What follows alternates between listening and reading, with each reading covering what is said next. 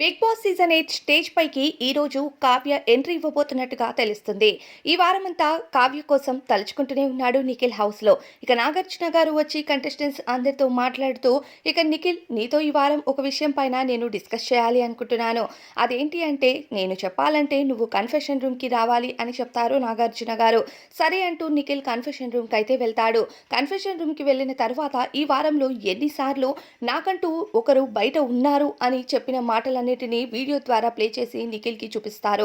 ఇక హౌస్లో contestants behaviour ఎలా ఉందో ఈ వారమంతా నీకు అర్థమయ్యే ఉంటుంది అంటూ సీక్రెట్గా కన్ఫెషన్ రూమ్లో చెప్తారు. నీ స్టామినా నీ పవర్కి భయపడి వాళ్ళెవరూ నిన్ను చీఫ్ కంటెండర్ చేయాలి అనుకోలేదు.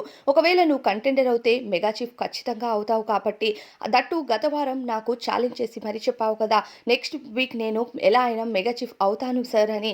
అదంతా వాళ్ళు మైండ్లో పెట్టుకున్నారు. గొడవలు పడే వాళ్ళతో నువ్వు పట్టించుకోవద్దు, నీ ఆట నువ్వు ఆడటం నేర్చుకో అంటూ కన్ఫెషన్ రూమ్లో సీక్రెట్గా ఇంకా నిఖిల్ కోసం చెప్తూ కావ్యకు సంబంధించిన ఎన్నిసార్లు నిఖిల్ తన మనసులో మాట బయట చెప్తున్నాడు అన్న వీడియోస్ని కూడా చూపించారు నాగార్జున గారు. మరి నిఖిల్కి కావ్య కోసం ఇష్టం ఉంది అని చూపించడం పైన అభిప్రాయం ఏంటి అన్నది కామెంట్స్లో చెప్పడం మర్చిపోవద్దు.